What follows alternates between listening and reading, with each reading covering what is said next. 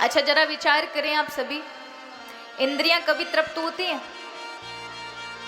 जैसे ये आंख, कान, नाक, मुख, हाथ, पैर, ये सब इंद्रियां कही जाती हैं। 5 कामेंद्रियां, 5 ज्ञानेंद्रियां। अब ध्यान दीजिएगा, इन इंद्रियों के कारण ही तो हम ठगे जाते हैं, हर बार ठगे जाते हैं। अब ध्यान दीजिएगा, इसे गौर से सुनिएगा। कभी आंखों ने आपसे मना किया कि रात दिन बेटे, पति, बच्चों को, बहुओं को देख रहे हैं, पड़ोसियों को देख रहे हैं, वही बासुपट्टी प्रतिदिन दिखती आंख खोलने के बाद, जब सुबह उठते हैं, बहुत हो गया अब थक गई हैं आंखें, अब चलो बंद कर लो। कभी कहा इन आंखों ने? कभी आपकी आंखें थकी? नहीं महाराज, दिन प्रतिदिन ये तो देखना ही चाहती हैं। एक दिन भी बंद हो जाए तो हलचल मच जाती, डॉक्टर के पास पहुंच जाते, कुछ दिखाई नहीं दे रहा है। हल्का सा भी धुंधला पड़ जाए तो सहन नहीं होता, तुरंत डॉक्टर के पास पहुंच जाएंगे, आंखों वाले डॉक्टर के पास चश्मा चढ़वा कर आ जाएंगे, 4 आंखों से देखेंगे। लेकिन इंद्रियों ने कभी मना नहीं किया कि मत देखो। किया मना? नहीं। कानों ने कभी सुनना मना किया कि भैया रात दिन क्या सुने, बहुत सुन ली, पूरे 50 साल निकल गए सुनते सुनते, अब चलो बहुत हो गया, अब चलो अपने मन की सुनेंगे, कान बंद कर दें? नहीं हो सकता। थोड़ा सा भी कम सुनाई देना तो ये रेंटी डॉक्टर के पास पहुंच जाएंगे, मशीन लगवा कर आएंगे। रसना ने कभी मना नहीं किया, मरते दम तक ये इंद्रियां कभी तृप्त नहीं होती, मरते दम तक भी ये आंखें ये नहीं कहती बहुत देख लिया अब चलो अब अंतर मन को देखें ना।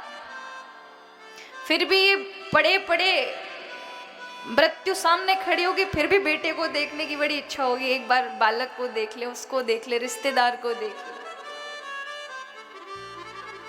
इन इंद्रियों के कारण ही तो हम ठगे जाते हैं, क्योंकि अज्ञानता है और अज्ञानता के कारण ऐसा होता है। देखिए,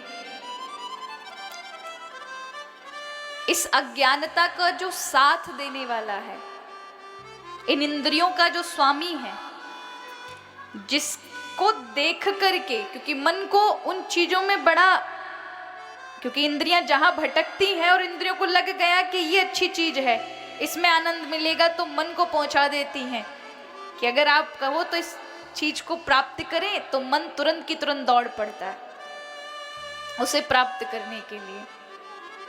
और इसी मन के कारण न जाने कितने सारे अन्याय हो जाते हैं, अपराध हो जाते हैं। शास्त्र कहते हैं मना एव मनुष्याणाम कारणम वंद मोक्षयो। ये जो मन है ना, इसकी भूमिका बहुत बड़ी है महाराज। मन का स्थान कहाँ पर है? कहाँ पर है? कभी लोग कहते हैं ये जो माइंड है ना यही मन है। नहीं नहीं, ये जो दिमाग है ना ये तो एक शारीरिक एक स्थान का नाम है, लेकिन जो मन है वो भावनात्मक स्थान है, वो शरीर का कोई एक हिस्सा नहीं है। यहाँ तो आप उस दिमाग को और मन को एक साथ नहीं जोड़ सकते। दिमाग अलग जगह पर है जिसे हम कपाल कहते हैं, यहाँ पर जहाँ बुद्धि का निवास होता है, लेकिन मन अलग है। मन भावनात्मक है, मन ऐसा है जैसे तरंग, उसी के अंदर से विचार, उसी के अंदर से क्रोध, उसी के अंदर से दुख, जिसको ना आप छू सकते हैं ना कोई देख सकता है, वो तरंगे हैं। जैसे आपके पास एक टेलीफोन होता है ना, आपके पास एक फोन होता है, कोई भी आपके पास किसी भी कंपनी का हो, तो जो तरंगे इस पूरे वातावरण में, इन हवाओं में लाखों करोड़ों तरंगे हैं। जब वो उस साधन से, उस फोन के उस सिस्टम से टकराती है ना, तभी तो आपकी उस पर रिंग बजती है, तभी तो आपको वो नेटवर्क दिखाई देते हैं, तभी तो किसी से बात हो जाती है, क्योंकि वो तरंग उसको जोड़ देती है।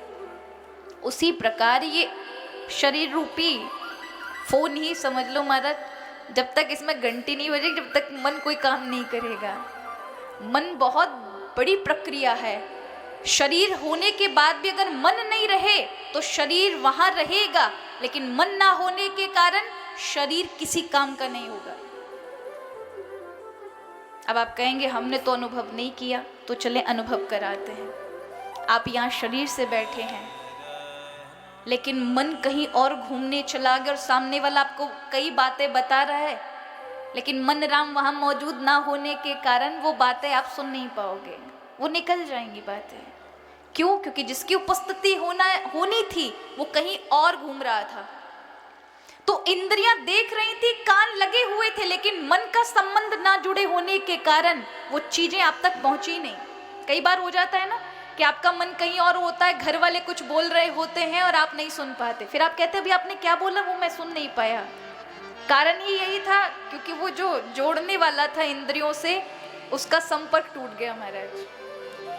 तो मन की बहुत बड़ी भूमिका है, अध्यात्म में भी और संसार में भी, भौतिकता आधुनिकता में भी और आध्यात्मिकता में भी। मन की बहुत बड़ी भूमिका है। मन जब तक हरि से नहीं जुड़ेगा तब तक उसे मोक्ष की प्राप्ति नहीं होगी। इसलिए कहा मनः एव मनुष्याणाम कारणम बंध मोक्षयो। मन चाहे तो वही बंधन का कारण है, आपको बांध दे, और वही चाहे तो आपको मुक्त कर दे। मन ही आत्मा का मित्र है और मन ही आत्मा का शत्रु है। मन ही चाहे तो जन्म जन्मांतर तक आत्मा को भटका दे, 84 लाख योनियों का चक्कर लगा दे, और मन चाहे तो एक क्षण के अंदर आत्मा का मित्र बन करके उसे मुक्त कर दे। मन की बहुत बड़ी भूमिका है। इसलिए शास्त्रों ने मन पर विशेष ध्यान दिया, मन के विषय में बहुत बोला। कपिल भगवान भी अपनी माँ को यही कह रहे हैं, चेतः खलवश्य वंधा मुक्तये चात्मनो मतम।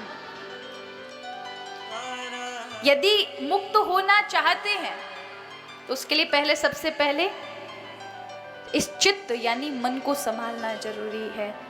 यहाँ बुद्धि का निवास है और मन का यहाँ निवास है, हृदय के पास। इसलिए कभी दुख होता है तो यह बुद्धि को नहीं होता, झटके किसको लगेंगे, अटैक किस पे पड़ेगा, हृदय पे पड़ेगा महाराज। भावनात्मक है ना, इसलिए दुख चिंताएं आदि ये सब चीजें यहाँ से है। किसी ने कष्ट दे दिया, किसी ने कुछ कह दिया, किसी ने अपमान कर दिया, कोई बात लग गई तो मन को क्षोभ, हृदय को भी कष्ट होगा। तो विचारों का बहुत बड़ा स्रोत्र है, समुद्र है मन। 1 मिनट के अंदर सैकड़ों विचार प्रकट कर देता है। उन विचारों के समक्ष सामने रखे होते और बुद्धि उस पर निर्णय देती है, ये ठीक है। अब आपकी बुद्धि पर भी बहुत महत्व रखता है कि बुद्धि कैसी है। बुद्धि यदि विवेकशील नहीं होगी तो विचारों में गड़बड़ कर देगी। गलत विचार को अगर चुन लिया तो वही प्रारब्ध बनाएगा। इसलिए सबसे महत्वपूर्ण है कि मन के विचार ठीक होने चाहिए। कई बार क्या है, आपका मन ही तो आपको बढ़ा देता है, आपका मन चाहे आपको घटा देता है। मन के ऊपर ही तो सब कुछ है। एक व्यक्ति है, सोच रहा है कि सब ठग है, पूरी दुनिया सब ठग है, तो उसको क्योंकि उसने अपने मन में ये विश्वास और जमा लिया है, अपना मन वैसा बना लिया कि उसे हर जगह ठग दिखाई दे रहे हैं, तो वो जहां भी जाएगा शंका में रहेगा, हर जगह ठग है, ठग है, ठग है, ठग है, ठग है। और एक है जो कहता है सब में राम है, उसका मन तदाकार वैसा बन चुका है तो वो हर जगह राम दिखेगा और हर जगह उसका आभास करेगा। तो किसने किया ये काम? मन ने किया। मन बिल्कुल मिट्टी के समान प्रभु ने बनाया, गीली मिट्टी की तरह। आप चाहे जैसा आकार बना लें, आप चाहे